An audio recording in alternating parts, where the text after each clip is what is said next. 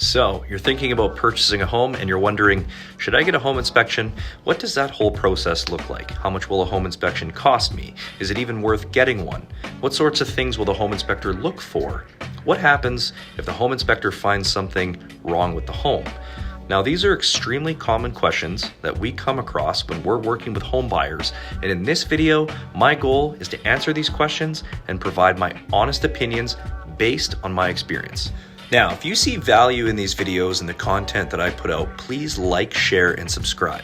It helps people like yourself get access to this valuable information. It helps my business. It's also very much appreciated. Alternatively, if you're looking to purchase a home in Manitoba, or if you have any real estate related questions, please don't hesitate to reach out to me anytime. My contact info is in the description below. It'll be an absolute honor to earn your trust in business in the future. Now, without further ado, let's get to the video.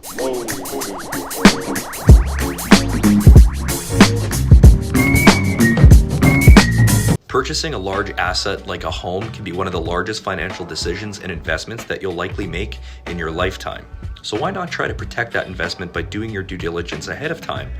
Now, when we're out looking at properties in person, it's so easy to fall in love with the stuff on the surface, such as newly renovated kitchens, remodeled bathrooms, newly finished basement rec rooms, etc.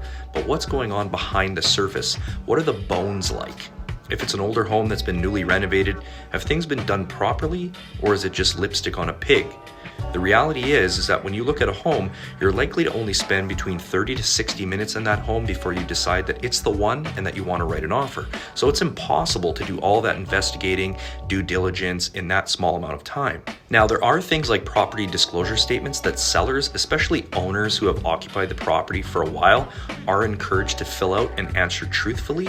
But the issue with these statements is that they pertain to the seller's awareness of certain issues that they may have experienced during their ownership. But how do you know if they're really being truthful?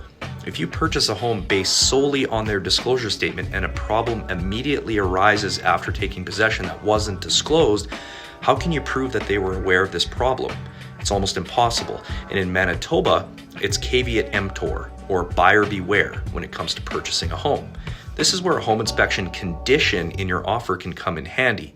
And now that our market is moving into a more balanced market, we can start getting away with adding these types of conditions for the benefit of the purchasers into the offers. See, during 2021 and 2022, multiple offers, bidding wars were off the charts in our market. Almost every single house was going into multiple offers. And it was impossible to get an offer with a condition of home inspection even considered by a seller. They would simply have a ton of other interest or offers without that condition that they could look at. But as the great Michael Scott from The Office says, Well, how the turntables. So how do you get a home inspection? Well, it's quite simple. Once you find a home that you really like and you'd like to put an offer on, we would go ahead, we would draft the offer to purchase, and then we would write in a condition in the offer that we obtain a home inspection satisfactory to you as the purchaser by a specific deadline. Once the offer is accepted by the seller, we would then schedule the inspection with the home inspector, and then we all attend the inspection together. You as the purchaser, myself as the realtor, and of course, the inspector. It's highly encouraged that the sellers skedaddle for the inspection and not stick around, as this is really your time as the buyer to get to know the property inside and out, unfettered, uninterrupted. Now, I've only ever had two situations. Both were private sales where the sellers decided they wanted to stick around. It was not only super awkward, but it was really annoying and made everyone feel really uncomfortable. 99% of the time though, the sellers will take off and let us do our thing. So how long does an inspection take and how much is it going to cost? Well, depending on the size of the property and what type of home inspection you choose, these inspections can usually take between 2 to 4 hours on average. The cost for these inspections, they can vary.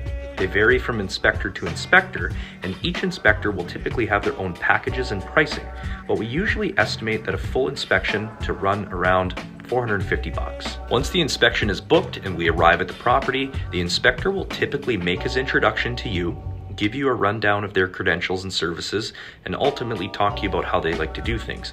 Most inspectors will encourage buyers to follow them around, ask questions, and take notes. And to be honest with you, I myself gained most of my experience with character home construction and older home construction, what to look for and what to run from from following these inspectors around like a hungry puppy and soaking in every bit of information that I possibly could like a sponge. However, you don't have to be one of those people if you don't want, but it is a great way to learn about construction, and honestly, it'll be the best intro to your house that you're ever gonna have. So what exactly do inspectors look for during a home inspection?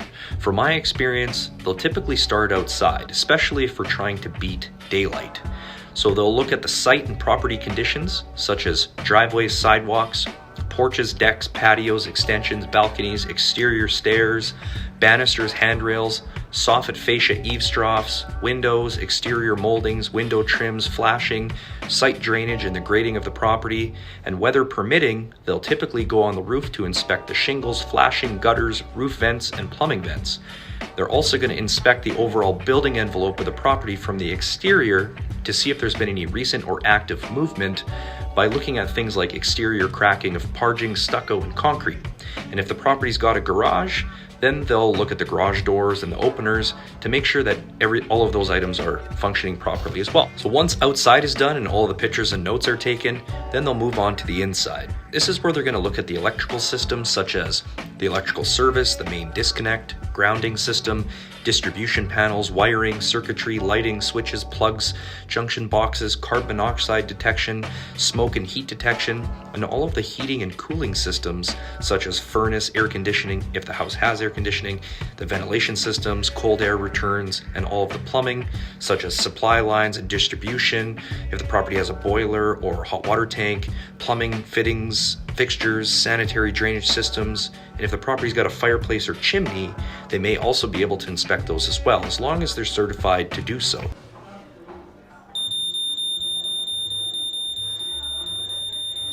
Good.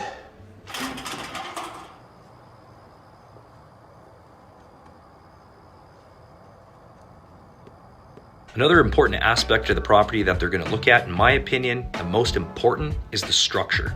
This includes the foundation of the property and the building envelope, looking at the movement of the basement floor, the walls, cracking, if there's any water penetration or history of it, or seepage, posts, columns, beams, interior guards, handrails, stairs, and then they're going to poke their head in the attic if they can. Making sure that the property has adequate insulation and airflow in the attic is key, especially in our climate. They can test the adequacy of insulation by using a thermal infrared gun or camera, which most inspectors will have access to. These infrared units can also pick up things like overheated electrical or sometimes actively leaking plumbing in a wall or ceiling. Pretty wild. Once the inspection's over and the inspector has received their payment, they will then compile all of their findings and pictures and put together a detailed and comprehensive report that then gets sent directly to you via email. Typically, the realtors and sellers don't get access to the report unless you agree to share it. You can then review the report and see notes on the items that should be addressed immediately and items that will likely need to be repaired or replaced in the future.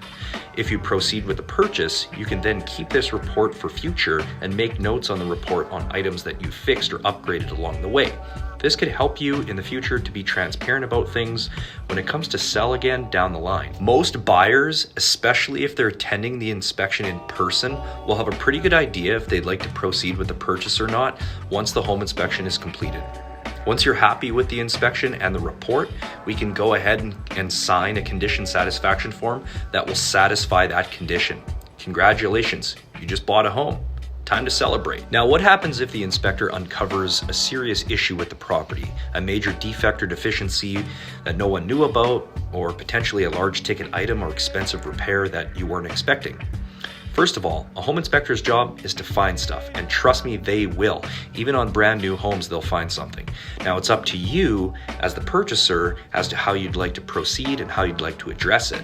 Now, if it's an older home, or if the house was priced accordingly, or if we expected for there to be little things here or there, small ticket issues that can be rectified over time, sweat equity stuff, it may not be worth killing a deal over. But you essentially have three options. Number one, you can back out of the deal and get your deposit back. If we find something unexpected or really scary, we can fill out and sign a deposit release form and a notice of home inspection condition not satisfied. And then you could walk away from the inspection, keep your deposit, and on to the next one. As long as all of this is done within that deadline of that condition, That $450 home inspection could have just saved you thousands of dollars of unexpected repairs down the line. Option number 2 is to renegotiate. Sometimes if it's a larger ticket item that we just weren't expecting, but you'd still consider buying the home for the right price, we can fill out an amendment form and we can go back to the negotiating table. We could ask for additional money off the price or negotiate a term that's favorable to both parties, where the sellers agree to fix the issue on their dime prior to possession, etc., etc. Again, this all has to be done within our condition deadline, unless we're granted an extension. Sometimes additional quotes for repairs need to be gathered, and I've been in situations where we find something unexpected and we need to get opinions from licensed contractors or tradespeople before we proceed with any sort of renegotiation. If both parties agree to the proposed amendment and negotiate a favorable outcome, then fantastic. If not, you get your deposit back and it's on to the next one. Now, the third option is to satisfy conditions and proceed with the purchase. Now that sounds kind of silly, especially if there's a large ticket item that will need to be repaired. But sometimes I work with buyers who are in construction and in the trade, and they know exactly what's going on with the house prior to the inspection. They're confident that they can do the work themselves, or they can do the work for a decent price, and chances are we've already priced that into the offer. The inspector is just there to confirm the problem or provide a report for the purposes of obtaining financing for the project. Anyways, that about sums up this video on home inspections. Now, if you're looking for a great home inspector, we have access to some absolutely amazing and fully qualified home inspectors that we would love to share with you. Alternatively, if you're thinking about buying a home in the near future, I would love to help you. And if you have any questions for me, my contact info is in the description below. Feel free to reach out anytime. I'd be more than happy to help. Thanks again for checking out this video. Please don't forget to like, share, and subscribe, and I look forward to seeing you guys on the next one. Take care.